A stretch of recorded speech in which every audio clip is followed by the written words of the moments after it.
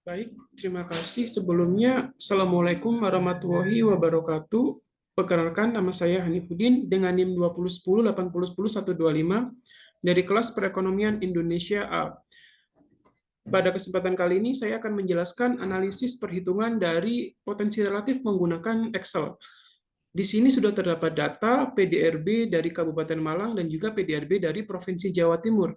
Di sini saya memperoleh bahwasanya data tersebut dari 2010 sampai dengan 2020.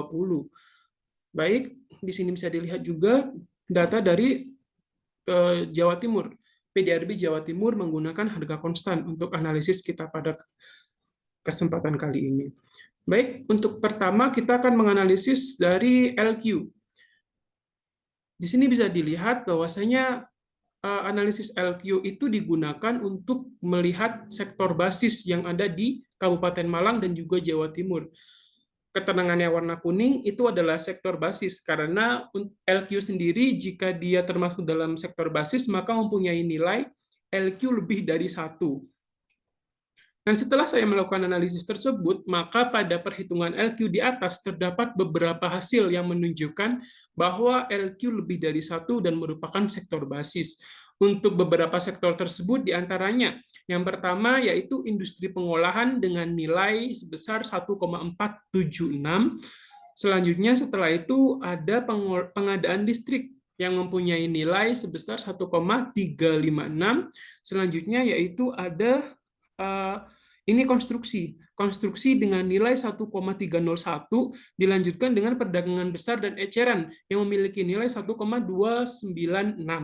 Setelah itu, sektor terakhir yang mempunyai LQ lebih dari 1 itu adalah ini perdagangan besar dan eceran, reparasi, dan jasa perusahaan yang memiliki nilai 1,511 seperti itu.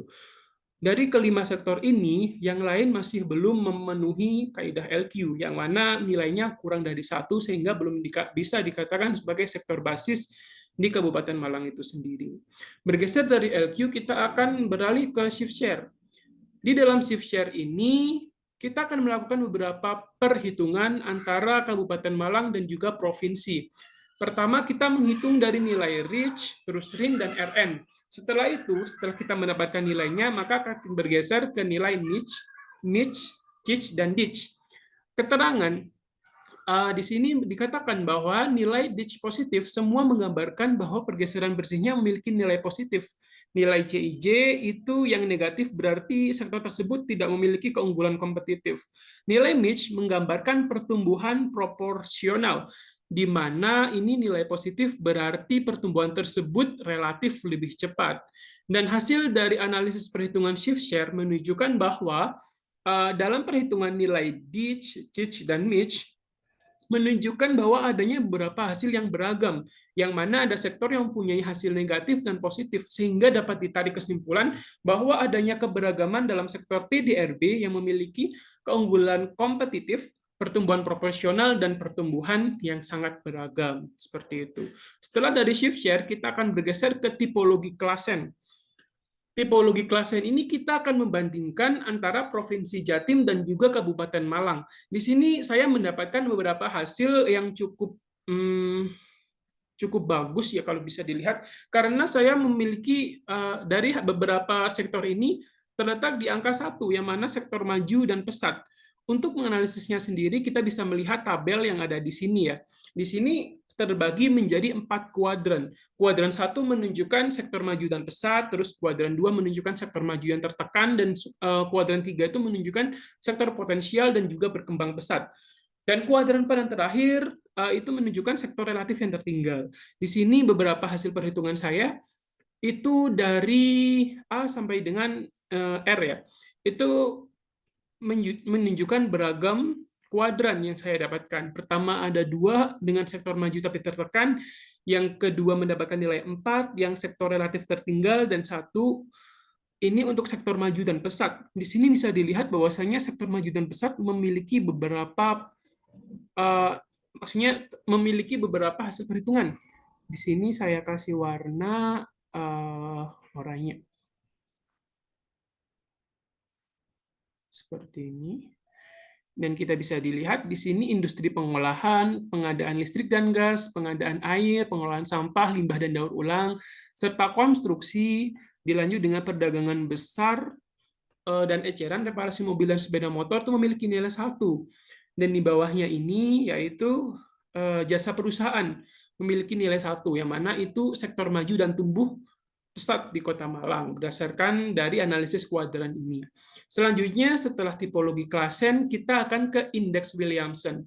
Dari hasil indeks Williamson ini ada beberapa hal yang perlu dicari. Yang pertama, kita harus mencari peluang penduduk. Ini bisa dicari dengan PI, lalu kita bagi dengan sigma P. Lalu ada simpangan nilai tengah pendapatan per kapita, itu YI dikurangi dengan Y bar. Selanjutnya, YI dan Y bar yang kita dapatkan tadi kita kuadratkan. Setelah itu, maka PI, lalu kita bagi dengan sigma P dikali dengan YI, YI min Y bar yang kita sudah kuadratkan tadi, sehingga mendapatkan hasil seperti ini. Ini diakarkan dan mendapatkan indeks Williamson sebesar 2,3690 persekian. Berdasarkan nilai indeks Williamson tersebut, nilai 2,369 ini ketimpangan itu artinya ketimpangan pembangunan yang terjadi di antar kabupaten atau provinsi di Jawa Timur berada pada ketimpangan yang tinggi. Hal ini dikarenakan karena keperbedaan bagaimana cara mengelola PDRB itu sendiri dan bagaimana sektor-sektor tersebut diolah sehingga memiliki hasil output yang berbeda untuk setiap daerahnya, sehingga bisa dikatakan masih tinggi karena ya tadi antar wilayah tidak sama cara pengolahannya. Selanjutnya kita bergeser ke sektor terakhir atau analisis terakhir yaitu entropy tail. Di sini saya perlu melakukan beberapa integrasi variabel. Pertama yaitu mencari nilai PI, terus lenti, dan juga nanti jika sudah mendapatkan maka PI tersebut kita kalikan dengan hasil lenti tadi sehingga mendapatkan hasil indeks entropy tail sebesar 0,724. Hasil nilai dari indeks entropy tail ini yang tadi 0,724 itu berarti jauh dari 0 sehingga ketimpangan antar sektor di Kabupaten Malang masih tergolong besar. Hal ini mungkin dikarenakan karena beberapa sektor di Malang tidak memenuhi, bahkan tidak bisa dikatakan sempurna, dan hanya beberapa sektor saja yang memiliki nilai tinggi. Jadi bisa dikatakan bahwasanya di Kabupaten Malang itu ketimpangan antar sektor masih dikatakan lebih tergolong besar.